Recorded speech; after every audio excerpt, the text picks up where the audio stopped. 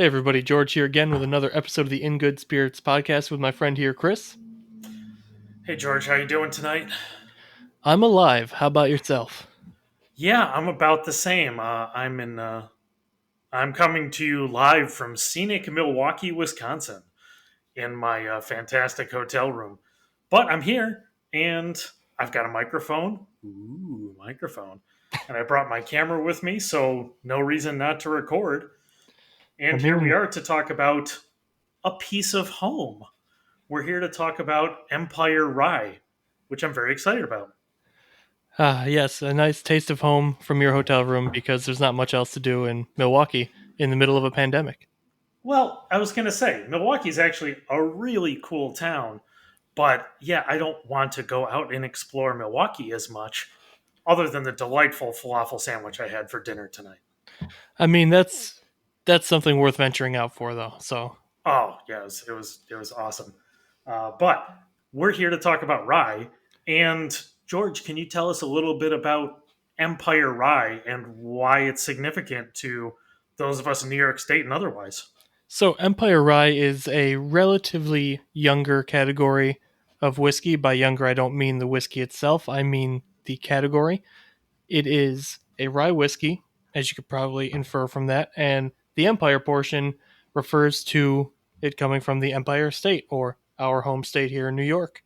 And there's a whole bunch of different rules and things written into it. It's not necessarily a legal definition yet. However, there is a group, if you will, that has a set of rules that you can to be able to use the insignia denoting as Empire Rye, which for those watching, even though it'll be backwards on my. Oh, it's not on this bottle. It's on a different bottle. Never mind. It's on a newer label. But anyway, um, some of the rules in it has to be at least majority New York State grown grain, has to be majority rye because it's an Empire Rye whiskey. It has to be aged for no less than 2 years in a new charred oak cask. So it has to be at least straight, and a few other minor things like lower barreling proof, so it's more robust in flavor, and so on and so forth. But mostly, the biggest thing that separates it from, say, just a regular old straight rye whiskey is the New York State grown grain and distilled in New York. Gotcha. And that makes sense. And whenever we talk about whiskeys that have the designation of bourbon 50% plus corn, rye 50% plus rye, um, but that doesn't mean there's not other things in it.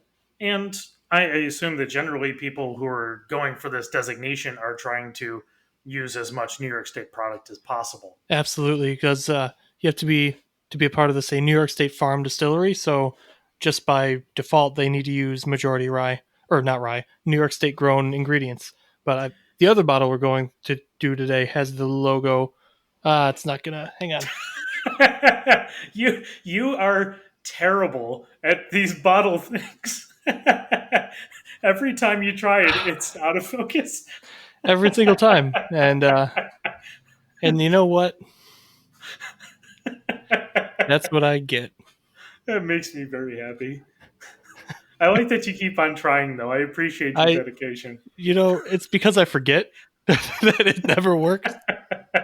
Oh my god. And we're gonna film another episode immediately after this, and I'm gonna do it again and totally forget within the half Oh, hour from I, now to I then, think it goes without saying. and then it'll be funny once again. But anyway, on the note of bottle shots here, our Yes. first up in our hometown here. Wow, it's just intentionally like everything like You have to put it like right next to your my hand is face. in focus. Well, you're using an actual camera, so its depth of field is much smaller. Yeah, and Um, it's static right now. It's not auto focusing as the yeah, webcam would do. But anyway, and so this is our hometown distillery. Black Button is the first reopened distillery since Prohibition in the city of Rochester, and um, owned by one of our buddies, Jason Barrett. Um, Horrible And human being. No, I'm kidding. He's actually delightful. He's a great guy. and man, on the nose, this smells like rye. There is no doubt about it. 95 rye, 5 malted barley. Uh, the first thing that jumps to a lot of people's minds, though, with that mash bill is it from MGP? No. It's just a really good recipe for rye and happens to be the one they're using. So, the real fun, geeky technical fact about rye is that uh, getting fermentable sugars out of rye grain is like drawing blood from stone. So, the 5% barley in there does a very good job of using uh, the enzyme alpha amylase is found naturally in barley in a large quantity, so it helps Hmm. break down these starches into sugars to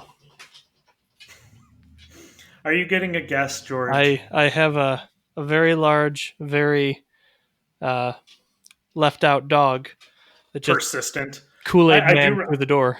Yeah, I recall when I dropped off the microphone that you're using. I recall that dog was very vocal that I had showed up. Yes, yes. As dogs want to do. Yes, indeed.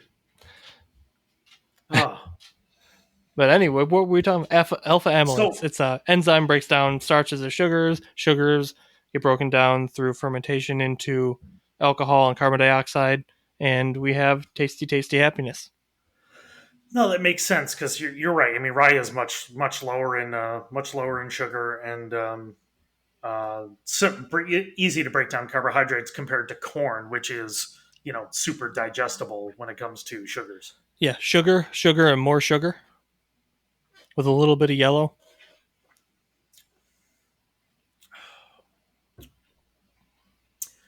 Yeah, I mean, there's no doubt this is rye. I mean, when most people talk about rye, when they talk about it in like a whiskey blend, they talk about those spice notes that it brings. Those baking spices, a lot of rounded spiciness. And when we talk about spiciness, we're not talking about sharpness, but it's all of those, you know, cloves and warm, but still kind of bright and dancing on your palate. And this is very much that. It's very spicy. Very much so. Like it's very much well rye bread dough. If you've Mm, ever worked in a bakery or made rye bread or bought dough for rye bread or had a rye bread sandwich, it's really like undercooked or raw doughiness in the most pleasant way possible, but it's that super aggressive but enjoyable big rye intensity. absolutely, and it has some darkness to it too. I mean, this has definitely had a chance to gain some of that richness. You can definitely taste the barrel age on it. Um, it's got some real nice maturity as far as I'm concerned. Some nice caramely notes as well. And considering the spice, the spice profile, um, very smooth on the palate as well. Oh, super smooth, and it's got really nice like dried fruit, like bitter orange peel notes in there too. And really Mm, important to mention real quick, this is a single barrel version of their rye, okay, not the regular release, but it's the same recipe. It just happened to be one really nice barrel from the bunch. yeah, and it has a. I like my rye with a little bit of heat to it as well. So this definitely has some of that alcohol backbone on it. Um, and I'm assuming we're in the low 90s proof wise. So, as with a lot of the black button stuff, it's actually 84 proof, so Okay. 42%. It's just for me, it's that aggressive spice that really kind of elevates the intensity, which kind of gives it more of a heat. Yeah. No, and you definitely get a little bit of the alcohol presence. It's not dead smooth, but I mean it definitely merges with the spiciness well. Oh, absolutely. And personally, I like rye to be a little rougher around the edges. Mm, So I'm glad that it didn't get overly smoothened out. And with this whiskey being, I believe this particular barrel, I know it was at least 2 years, but I think it's somewhere between two and a half, maybe 3 years. Yeah, And what I like a lot about rye is it presents really, really well, really, really young. So you can have great rye right at 2 years old. yeah, and I'd agree with that because this is you definitely can taste the youth on it a little bit, but I mean this still has some real nice maturity, some of those darker flavors, some of that roundedness that's going along with it, with the youth at the same time. It's a very interesting combination.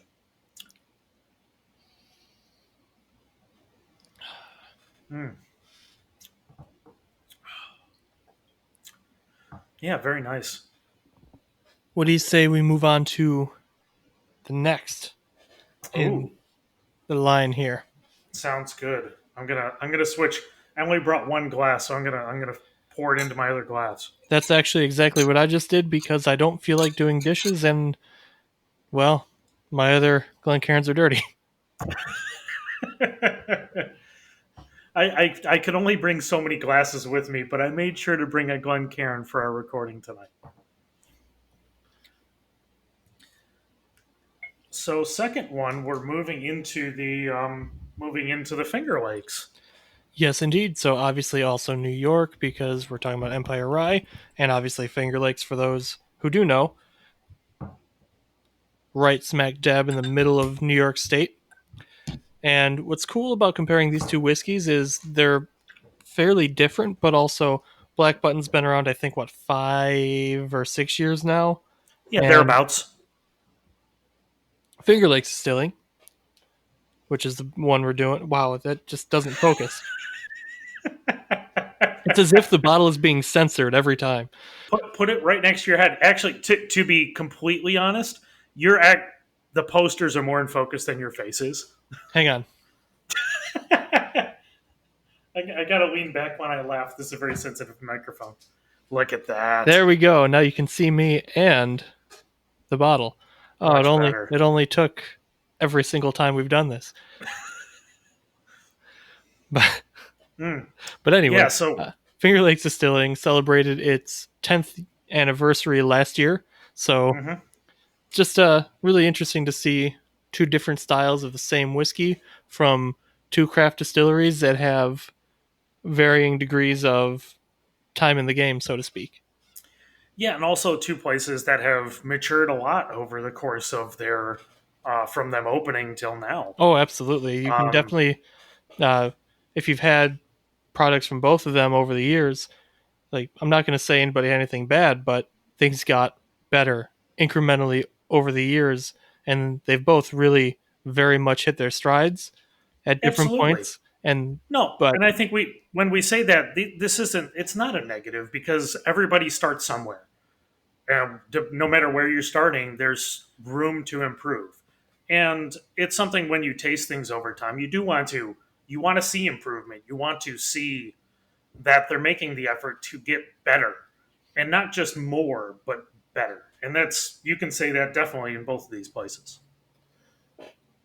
oh, absolutely for sure. Mm. Yeah, and you're not kidding. I mean, on the nose, this is notably different. So there's a few reasons for that. Probably the biggest reason is the extra maturation in Finger Lakes sherry casks. I mean, that makes complete sense. I was going to talk about oxidated fruits because that's what I smelled a lot on the Oh, palate. absolutely, yeah. So the mash bill is also different. It's 80 rye, 20 barley. Okay, I wonder where those sherry casks are coming from because I want to try some Finger Lake sherry. That's for sure. Uh, I don't know how public the knowledge is. I'll tell you later. Okay, that sounds great. Um, but man, the nose on this is fantastic. It's very complex. Yeah, I think I just love sherry casks being used with whiskey in general, but Ooh, with rye, it brings in and remodels, reshapes, if you will, yeah, the restructures. existing Yeah, restructures. Thank you. Uh, it redoes. It wow. resays, but it does a really nice job of changing what's already there while adding layers of new things to it. Wow, and this the sherry is not hiding on this. We've had some scotches and other episodes where the sherry is a background note. It is not a background note on this whiskey, and I don't say that as a negative. This has some real strong sherry notes. Oh, absolutely. Um, it's right up there with the rye. These are merged. This isn't a background note. This is a merged flavor in, I'd say, one of the best ways. It's really fascinating. Oh, it's delicious. Like I said, Mm. they've hit their stride. Like both of these distilleries are like doing some of their best work right now, and it's very evident in these bottles. Yeah, this has some real alcohol brightness as well, some sharpness to it. Not in a fiery, unpleasant way at all, but in a way that for all these rich flavors, this is complementing that sherry richness and the spiciness, and it's just very complimentary. Mm. Take a guess at proof there.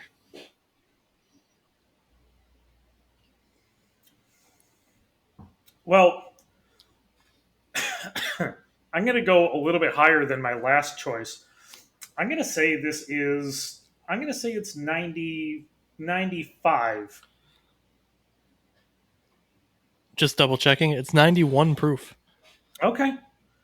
Yeah, I mean, I think the brightness is really pleasant, and I'm loving this. It's not to say I wasn't enjoying the black button. The black button's more, I'd say, straightforward when it comes to this is a rye. Definitively straightforward. This is rye, and I could say this is Empire Rye. This makes sense. This is a completely different expression. Absolutely, very much different.